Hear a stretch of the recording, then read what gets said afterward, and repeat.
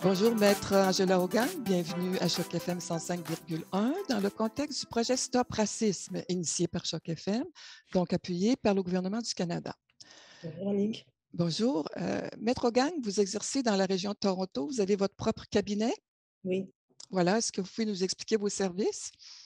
Oui, donc en fait, j'offre des services principalement en droit de l'immigration, mais aussi en droit des successions et en droit des affaires. Comme vous l'avez indiqué, je travaille à titre autonome, mais je desserre une clientèle assez diversifiée. Et bien sûr, j'offre des services en anglais et en français puisque je suis bilingue. En fait, ce que j'adore avec l'immigration, parce que l'immigration en général, c'est un domaine qui est très multiculturel. Et pour moi, dès le départ, je savais que je voulais aider les gens à s'épanouir dans n'importe quelle société où ils se trouvaient. Et l'immigration, ça me permet de faire ça par le biais de l'assistance que je leur donne à soumettre des demandes, soit des demandes de résidence permanente ou des demandes de résidence temporaire, telles que les permis de travail, les permis de visiteurs, les permis d'études. Mais je les aide aussi avec le parrainage familial, s'ils sont intéressés à emmener les membres de leur famille ici au Canada, tels que leurs parents, leurs grands-parents, leurs enfants. Et je les aide aussi avec la citoyenneté. Donc, Mhm. pour résumer, je pense que la mission de mon cabinet, c'est vraiment d'aider les gens du monde entier à s'établir au Canada et à obtenir éventuellement la citoyenneté canadienne. Et je pense qu'en tant que immigrante moi-même, je suis bien placée pour connaître les défis, bien comprendre les défis et puis aussi les enjeux qui sont très importants. Et je sais que c'est important d'être bien informé afin de prendre de bonnes décisions. Oui, tout à fait. Merci beaucoup. C'est très précis. Alors, sur le volet de l'immigration francophone, est-ce que vous remarquez que nous accueillons davantage d'immigrants francophones dans la région du Grand Toronto? J'ai pas beaucoup de clients francophones. J'ai beaucoup de gens qui m'approchent, mais pas vraiment qui m'engagent. Et ce que j'ai remarqué, moi, c'est qu'il n'y a pas, en fait, d'après ce que j'ai lu, d'après ce que j'entends dans la presse, le nombre d'immigrants, il est il est beaucoup plus faible qu'avant. Et j'ai aussi entendu parler l'année dernière d'un cas où, enfin, de plusieurs cas où les étudiants francophones ont Mhm. été refusés des permis d'études. Et donc ça, c'est quand même inquiétant. Et je pense que ça contribue aussi au fait que le niveau d'immigration francophone n'est pas aussi élevé qu'il devrait l'être. Mais sinon, je sais que le gouvernement a instauré une cible qui est très faible, une cible, il compte atteindre une cible de 4,4% d'immigration francophone hors Québec.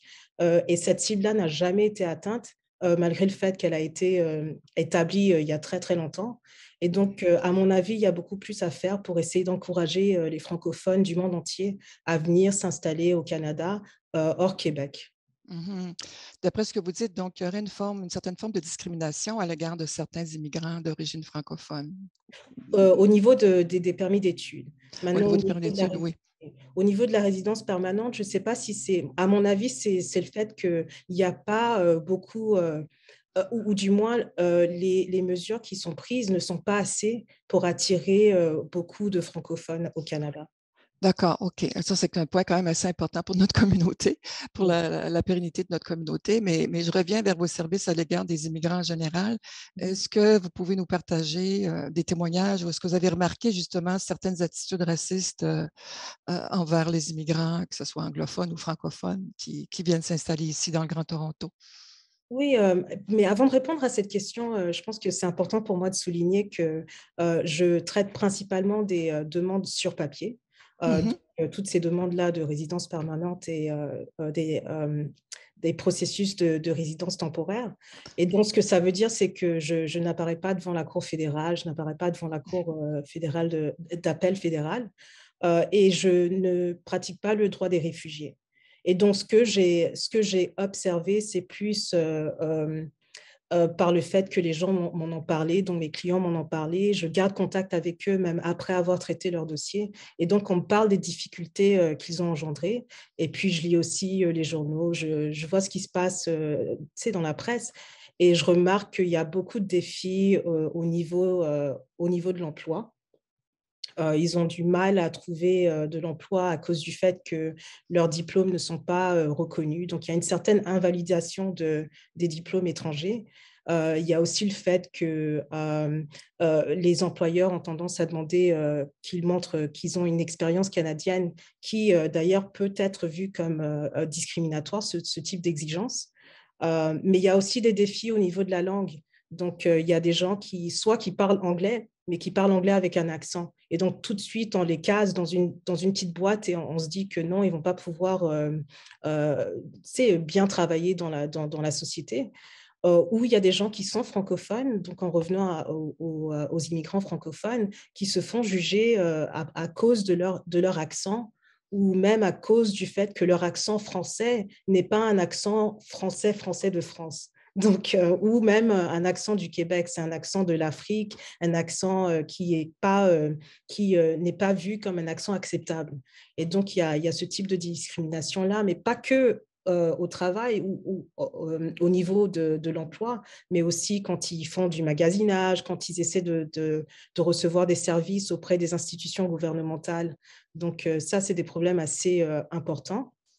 Il y a aussi le fait que beaucoup d'entre eux, des francophones, ne savent pas où trouver de l'information.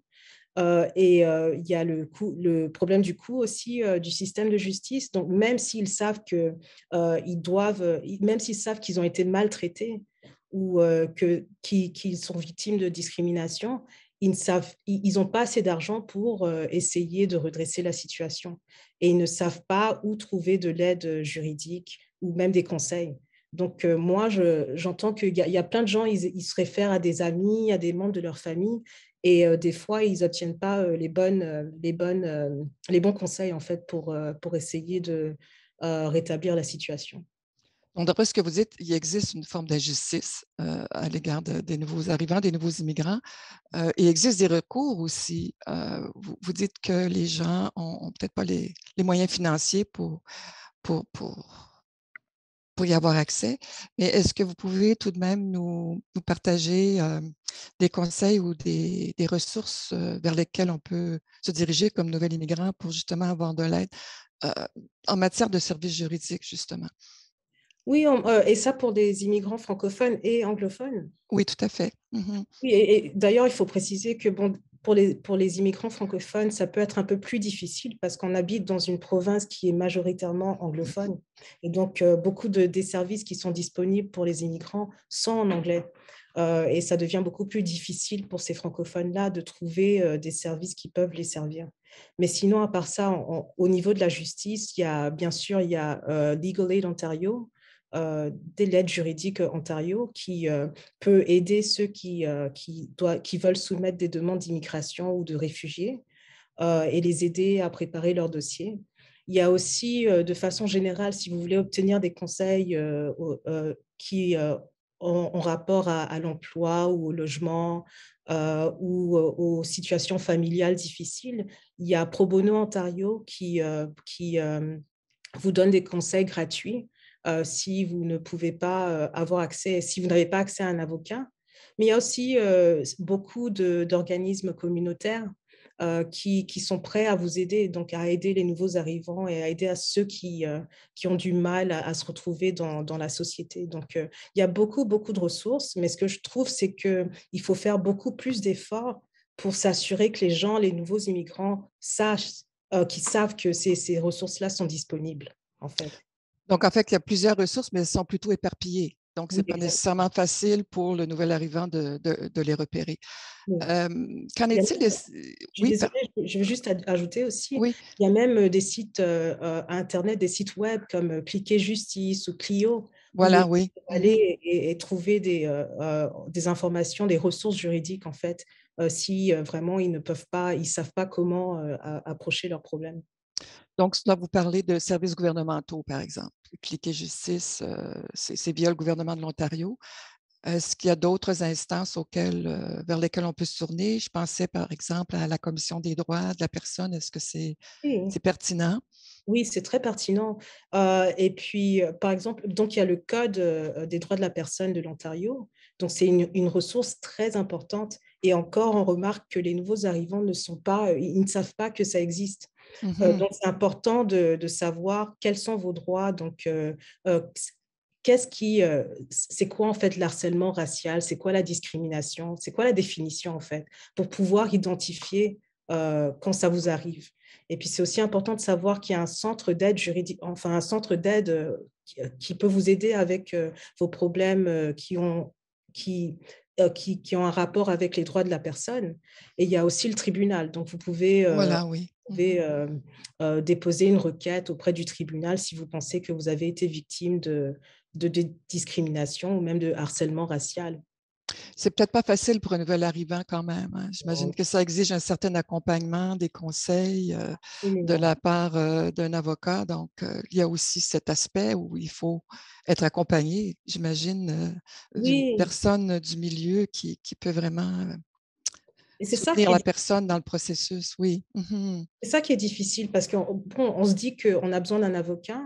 Bon, bien sûr, c'est bien d'avoir un avocat, mais ça serait encore mieux si tout le monde savait. Donc, si, par exemple, si vous êtes réfugié, que vous venez d'être admis, la personne qui s'occupe de votre dossier devrait vous en informer.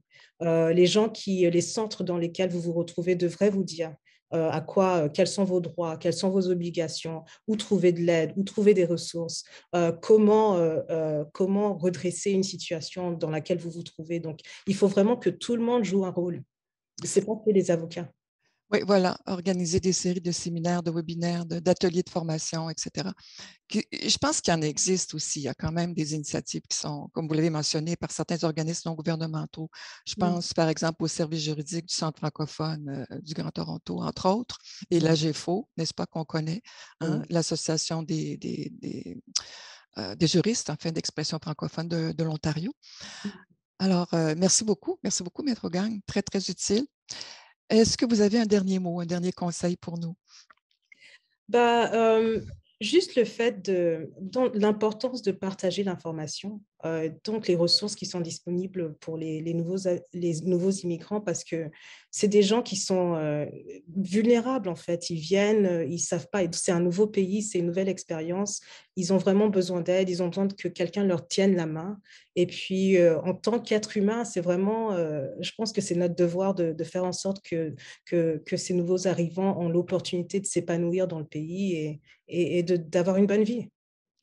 Oh, c'est excellent. Est-ce que vous voulez peut-être nous informer de vos prochaines initiatives ou peut-être que vous êtes impliqué dans certains projets qui pourraient être d'intérêt pour la communauté? Oui, d'ailleurs, j'y pense, maintenant que j'y pense, je vais être conférencière. En fait, je vais donner une présentation pour la bibliothèque de Toronto, la bibliothèque publique de Toronto, Toronto Public Library, le 11 juin et le 18 juin. Donc, ça sera en deux parties. La première partie, elle va traiter des programmes d'immigration euh, pour les francophones qui veulent s'installer en Ontario. Et donc, c'est vraiment ciblé sur les francophones. Et la deuxième partie, elle va parler un peu plus des défis qu'on rencontre en tant que francophone ontarien et les mesures qu'on peut prendre avant de venir au Canada, mais aussi une fois qu'on est au Canada pour s'assurer qu'on s'établit et que tout se passe assez facilement pour les nouveaux arrivants francophones. Donc, excellent. Donc, vous allez donner vos conférences en français. Oui, en français. Donc, on peut s'inscrire via la bibliothèque de référence de Toronto. Oui, oui, bien sûr. Je vais Ouais, partager un lien avec vous dès que je le reçois. parfait. Merci beaucoup, Maître Angela Hogan. De rien, merci beaucoup, Annick. À bientôt. À bientôt.